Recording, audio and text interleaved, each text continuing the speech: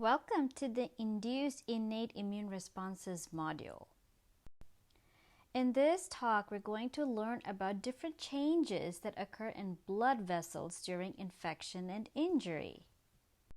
Now, some proteins and cells that play critical roles in innate immune defenses are always present in the host body.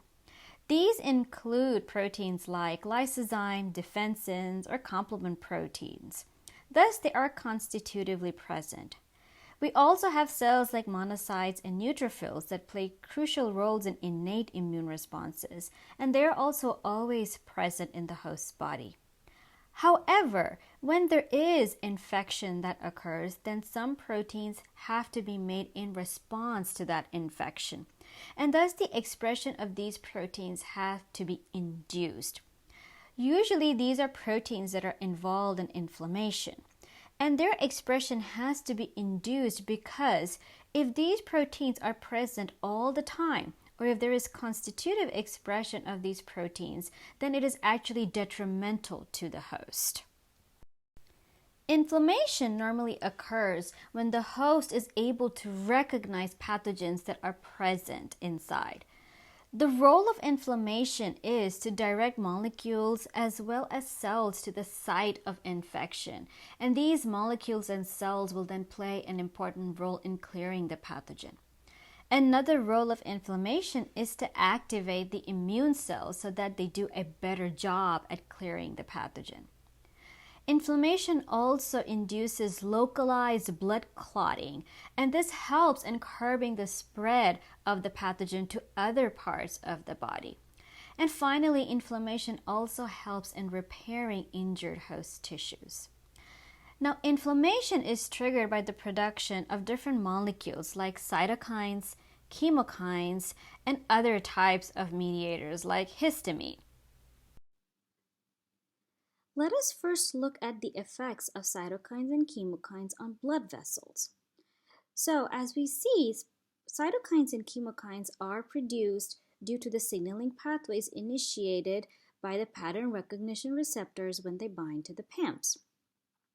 These pro-inflammatory cytokines and chemokines are usually produced at the site of infection, and they diffuse through that region and can cause changes in blood vessels. That is what is shown here in the figure, where we can actually see a macrophage that has sensed a microorganism, and in response to that, cytokines and chemokines have been made. What happens is these cytokines and chemokines can act on the blood vessels and cause the diameter of the blood vessels to increase. So in a sense, the blood vessel is getting dilated. The dilation of the blood vessel results in an increased blood flow. Now, the speed or the velocity at which the blood is flowing reduces, but there is more blood coming to the site of infection because of the dilation of the blood vessel. This results in more red blood cells being there in addition to white blood cells, and that is what causes the redness in the area. And we also have other mediators that come to the region, which is why you also see heat in that site of infection. Thus, one outcome of the pro-inflammatory cytokines and chemokine production is dilation of blood vessels. Another effect that occurs is the increase in vascular permeability. And what we mean by that is, if you look at the picture, wherever you see the black boxes, those are where we have junctions between the endothelial cells. If you remember, the endothelial cells are the cells that will line the blood vessel. Now, the effect of cytokines and chemokines result in these endothelial cell junctions to become more lucid. And this allows fluid as well as plasma proteins to leak through. This fluid accumulates at the site of infection, and that is what causes swelling in the area. You can also have pain because that swelling or fluid accumulation can also sensitize neurons that are in that area. In some instances, if the blood vessels are injured, then we have another entire system that gets activated, which is the kinin system. An example of a member of the kinin system is bradykinin. And bradykinin also increases vascular permeability and pain. We won't be learning about the kinin system in the set of slides, but that is also an system that exists. Another effect that cytokines and chemokines can have is the extravasation of monocytes in neutrophils. What that basically means is the ability of monocytes and neutrophils to cross the endothelial junctions to go into the tissue from the blood. So, when we have cytokines and chemokines present, endothelial cells can be activated. So, if we look at the figure to the right on the top part, the black box shows these blue-colored spokes. And those are basically indicating that endothelial cells have gotten activated and they are expressing certain proteins.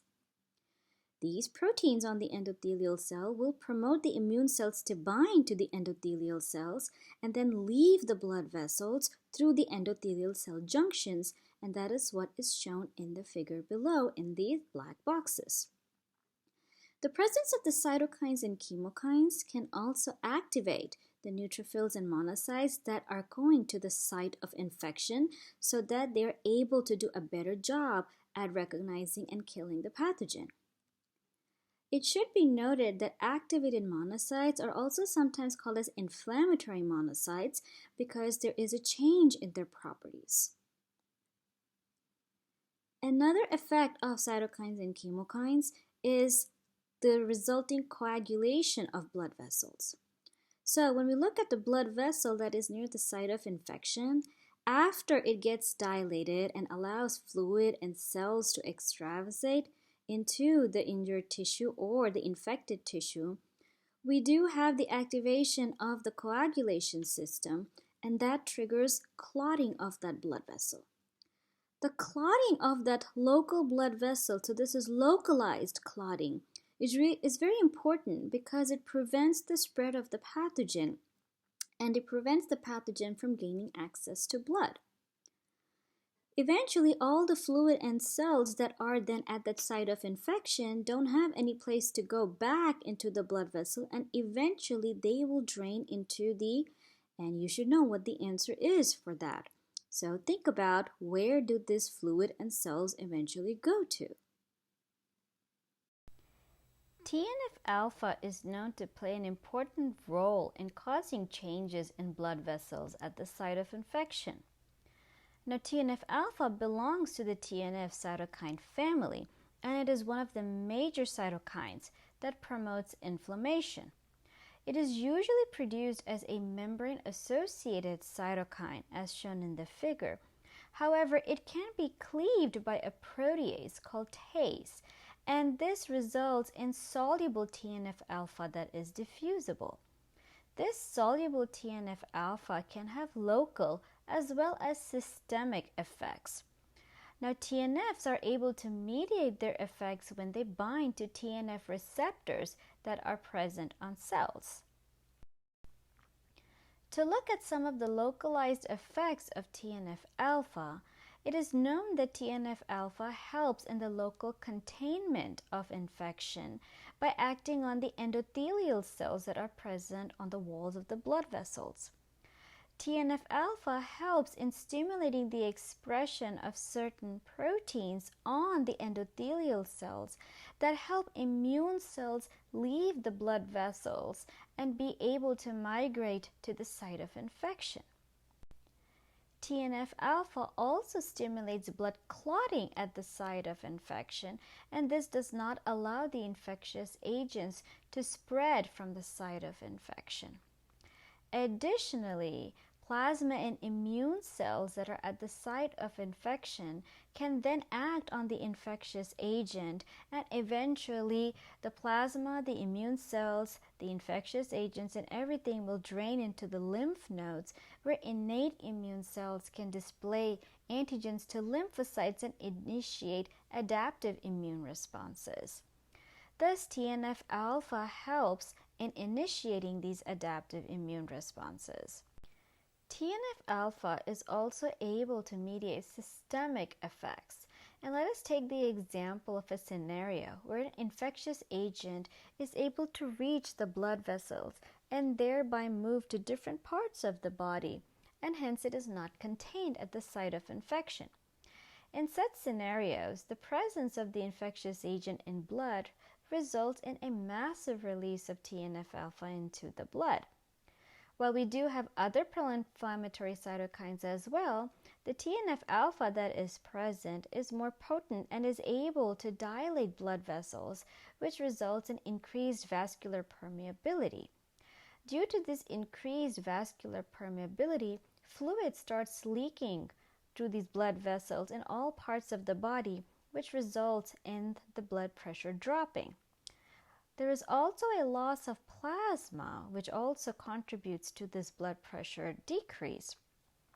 In addition to a decrease in blood pressure, we also observe blood clotting throughout the body, and hence these are the symptoms of disseminated intravascular coagulopathy, or DIC. In such scenarios, when we have clotting throughout the body, it is highly undesirable and results to multiple organ failure. And this is called a septic shock. And thus, while TNF-alpha is very beneficial in innate immune responses, a lot of TNF-alpha being produced systemically in the body is actually highly detrimental. With this, we come to the end of our talk, where we learned about the different changes that occur in blood vessels during infection and injury, and these are usually mediated by cytokines and chemokines.